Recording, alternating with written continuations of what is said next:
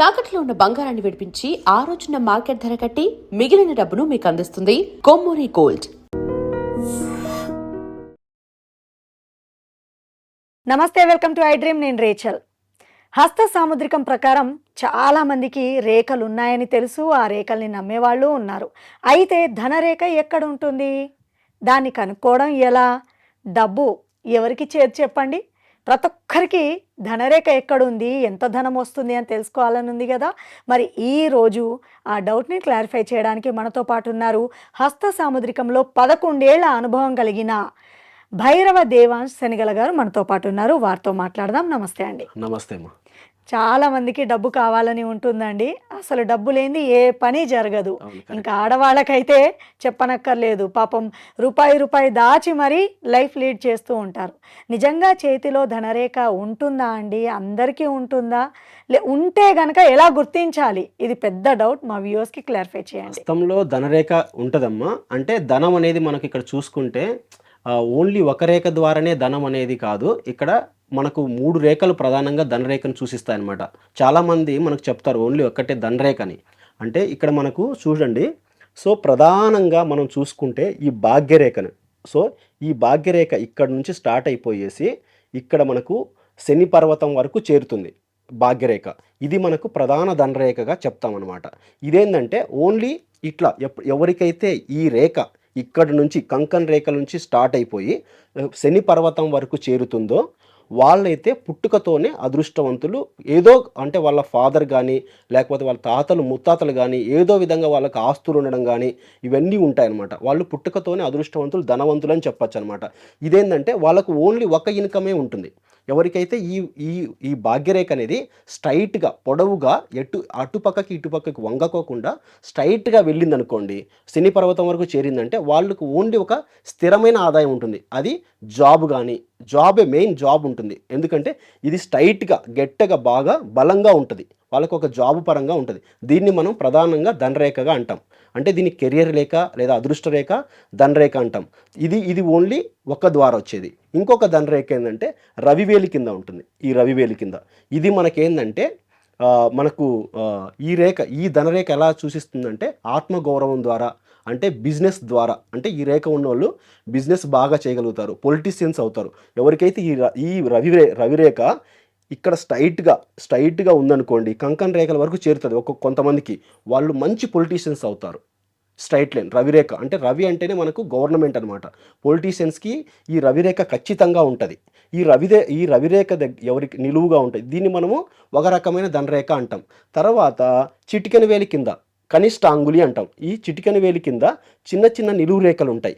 వీటి ద్వారా ఏంటంటే కమ్యూనికేషన్స్ ద్వారా లేదంటే బిజినెస్ ద్వారా, మంచి వాక్ శుద్ధి ద్వారా, అంటే కమ్యూనికేషన్, బిజినెస్, మీడియా, సో వీటి ద్వారా కూడా ధనం ఉంటుందన్నమాట. అంటే మనం ధనరేఖ ఒకటే కాకోకుండా, ఒక విధంగానే కాకోకుండా ఈ విధంగా మనం చూడాలి. భాగ్యరేఖను చూడాలి, రవిరేఖను చూడాలి, అలాగే ఈ కనిష్టాంగులి బుధుడి యొక్క రేఖలను కూడా చూసిన తర్వాత వీళ్ళకు ఖచ్చితంగా మంచి ధనం ఉందని చెప్పచ్చు అనమాట. కానీ భాగ్యరేఖ ఒకటి ఉందనుకోండి, భాగ్యరేఖ ఒకటి ఉంటే వీళ్ళకు ప్రధానంగా వీళ్ళు సంపాదించకపోయినా, అంటే వీళ్ళకు కొంతమందికి ఈ భాగ్యరేఖ పొడవుగా ఉన్న వాళ్ళకి వ్యూవర్స్ చూసుకోండి మీ హ్యాండ్లో కూడా, ఎవరికైతే ఈ కంకన్ రేఖల నుంచి భాగ్యరేఖ శని పర్వతం వరకు చేరుతుందో వాళ్ళకి ఖచ్చితంగా గవర్నమెంట్ జాబ్ ఉంటుంది. ఇది 90% గవర్నమెంట్ జాబ్ ఉంటుంది, లేదా గవర్నమెంట్ కాంట్రాక్ట్ చేయడం కానీ, లేదా గవర్నమెంట్తో వాళ్ళకి రిలేషన్స్ అనేవి ఉంటాయి అన్నమాట. ఈ రేఖ ఉండి ఈ రవిరేఖ కూడా స్ట్రైట్గా ఉందనుకోండి, ఖచ్చితంగా వాళ్ళు పొలిటీషియన్స్ ఉంటారు ఖచ్చితంగా, లేదా గవర్నమెంట్ పదవుల్లో పెద్ద పదవుల్లో ఉంటారు. ఏ మినిస్టర్ కానీ ఇలాంటి పదవుల్లో ఉంటారు. ఐఏఎస్, ఐపీఎస్, ఇలాంటి ఆర్మీలో పెద్ద కన్నలు, ఇలాంటి వాళ్ళలో మంచి వాళ్ళలో మంచి పొజిషన్స్ ఉంటాయి. ఎవరికైతే రవిరేఖ దగ్గర ఒక స్థిరమైన పొడవాటి రేఖ ఉండడము, అంటే నిలువు రేఖ ఉండడము, ఈ భాగ్యరేఖ కంకన్ రేఖల నుంచి శని పర్వతం వరకు చేరుతుందో వాళ్ళు ఖచ్చితంగా గవర్నమెంట్ జాబ్స్ కానీ మంచి పొజిషన్లో ఉంటారు, వాళ్ళకి డబ్బులు బాగుంటాయి. ఓకేనా? ఇది మనకు మంచి ధనరేఖ అని చెప్పచ్చు. మీరు అంటున్నారు డబ్బులు బాగుంటాయి, బాగా సంపాదిస్తారు వాళ్ళు అని అంటున్నారు కదా. ఆ డబ్బులు కొంతమందికి ఎంత సంపాదించినా నిలవండి. మరి అట్లాంటి వాళ్ళు ఏం చేయాలి? ఇప్పుడు రేక్ ఉంది, డబ్బులు వస్తున్నాయి, బట్ నిలవట్లేదు, వాళ్ళు ఏం చేయాలి? దానికి కారణం ఏంటంటే వీనస్, శుక్రస్థానం మనం అబ్జర్వ్ చేయాలి. ఇది మనకు బొటనవేలు పక్కన ఉన్న స్థానాన్ని శుక్రస్థానం అంటాం. ఓకేనా? ఈ భాగ్యరేఖ ఉంటుంది వాళ్ళకి, రవిరేఖ ఉంటుంది, కానీ ఈ శుక్రస్థానం అనేది చెడిపోయి ఉంటుంది. చెడిపోవడం అంటే ఇక్కడ ఎక్కువగా అడ్డు రేఖలు, ఓకేనా. అడ్డు రేఖలు, నిలువు రేఖలు ఇట్లా బాగా గజిబిజి రేఖలు ఉంటాయి. ఎవరికైతే ఇలాంటి గజిబిజి రేఖలు ఉంటాయో, అడ్డు రేఖలు నిలువు రేఖలు ఉండి శుక్రస్థానం చెడిపోయి ఉంటుందో వాళ్ళకు డబ్బు మంచి నీళ్ళలాగా ఖర్చు అయిపోతుంటుంది. కావాలంటే మీరు వ్యూవర్స్ మీరు ఏం చేస్తారంటే చెక్ చేసుకోండి. ఎవరికైతే ఈ బొటనవేలు పక్కన ఉన్న స్థానంలో అడ్డు రేఖలు నిలువు రేఖలు ఉంటాయో వాళ్ళ చేతుల్లో డబ్బు నిలవదు. ఈ భాగ్యరేఖ ఉన్నప్పటికీ కూడా వాళ్ళకు డబ్బు ఉంటుంది, అంటే ఏదో విధంగా డబ్బు వస్తుంది. స్థిరమైన ఆస్తి వచ్చినప్పటికీ కూడా వాళ్ళు ఏదో విధంగా వాళ్ళకు అనవసరమైన ఖర్చులు వచ్చి డబ్బు ఖర్చు అయిపోతుంటుంది అనమాట. వాళ్ళకు డబ్బు నిలబడదు. ఈ శుక్రస్థానం ఎవరికైతే బాగా ప్లెయిన్గా ఉంటుందో, అంటే ఇది డిస్టర్బ్ కాకోకుండా, అంటే ఇక్కడ అడ్డు రేఖలు నిలువు రేఖలు లేకోకుండా డిస్టర్బ్ లేకోకుండా బాగుంటుందో వాళ్ళ చేతుల్లో డబ్బు నిలుస్తుంది. అంటే ఈ భాగ్యరేఖ అనేది కొంత ఉన్నా కూడా ఈ శుక్రస్థానం బాగుందనుకోండి, వాళ్ళకు డబ్బులు లేకపోయినా ఉన్న డబ్బుని సరిచేసుకుంటారు, ఖర్చులు తగ్గిపోతాయి అనమాట. అధిక ధన నష్టం ఉండదన్నమాట. అది రైట్. ఇప్పుడు భర్తలు బాగానే డబ్బులు సంపాదిస్తారు, మంచి రేక్ ఉంది, లేదంటే భార్య చేతిలో మంచి రేక్ ఉంది, డబ్బులు సంపాదిస్తున్నారు, దాన్ని వృధా చేసేవాళ్ళు కూడా ఉంటారు. దాన్ని ఇప్పుడు మీరు అన్న రేఖ వల్ల అరికట్టొచ్చు అంటారా? ఈ శుక్రస్థానము ఎవరికైతే వీక్గా ఉంటుందో వాళ్ళు, సపోజ్ ఇప్పుడు వైఫ్ హ్యాండ్లో ఇట్లా శుక్రస్థానంలో లేడీస్కి లెఫ్ట్ హ్యాండ్ చూడాలి. సో శుక్రస్థానంలో బాగా అడ్డు రేఖలు నిలువు రేఖలు ఉన్నాయనుకోండి, సపోజ్ భర్తకు లేవు, బాగా ప్లెయిన్గా ఉంది, సపోజ్ భార్య చేతికి ఇచ్చాడు అనుకోండి, ఆ డబ్బులు ఏదో విధంగా ఆమె ఖర్చు చేస్తుంది. అంటే అనవసరమైన వాటిలో ఇన్వెస్ట్ చేయడం కానీ, లేకపోతే పొరిగింటి వాళ్ళు చెప్పారు ఇరింటికి వాళ్ళు చెప్పారని చెప్పేసి అక్కడ పెట్టుబడులు ఇక్కడ పెట్టుబడులు పెట్టి ఏదో విధంగా లేనిపోని ఇంట్లోకి సామాన్లు కొనడం కానీ, లేకపోతే వాళ్ళు అడిగారు వీళ్ళు అడిగారని, బంధువులు అడిగారని, అక్క చెల్లెలు అడిగారని చెప్పేసి లేకపోయినా ఆ డబ్బుల్ని ఇదిగా ఖర్చు పెట్టేస్తారనమాట. షాపింగ్ పిచ్ అయితే చాలా ఉంటుందండి అమ్మాయిలకి. వస్తువులు, అనవసరమైన వస్తువులు కొంటారు, లేదంటే అక్క చెల్లెళ్ళకి ఇవ్వడం కానీ, లేకపోతే ఇరుంటి వాళ్ళు అడిగారు లేదా అప్పులు అడిగారని చెప్పేసి ఇలా శుక్రస్థానం వీక్గా ఉన్న వాళ్ళు అప్పులు ఇస్తే డబ్బులు రావు.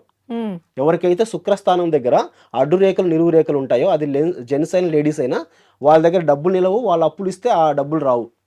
సో తెలుసుకున్నారు కదా వ్యూవర్స్, చాలా జాగ్రత్తగా ఉండండి. అలాంటి రేఖలు ఉన్నవాళ్ళు మీకు చాలా క్లియర్గా అర్థం అవ్వడానికే హ్యాండ్తో సహా చూపిస్తున్నాము. ఒకసారి చెక్ చేసుకోండి. సో డబ్బు ఉందో లేదో మీకే తెలుస్తుంది. థ్యాంక్ యూ అమ్మ. And for more videos, please subscribe to iDream channel. Subscribe to iDream Media. Please subscribe to iDream. Please subscribe to iDream. Please subscribe iDream. And please subscribe to iDream. For more videos, subscribe to iDream. please like, share and subscribe to the channel. Congratulations, iDream. Subscribe to iDream. Subscribe to iDream. So subscribe to iDream Media. iDream ki iDream team andarki huge congratulations. Please subscribe iDream Media. Please subscribe to iDream. Subscribe iDream. Please subscribe to iDream. iDream అంటే నా కళల channel subscribe చేసుకున్నారు, నోరు తిరుగుతలేదు, మీరైతే గంట గుర్తు కొట్టండి. For more such videos, please subscribe to iDream. Subscribe to iDream. Please subscribe to iDream. Please subscribe iDream Media. Please do subscribe to iDream. Please subscribe to iDream Media. For best entertainment and information, please subscribe iDream. And don't forget to subscribe to iDream.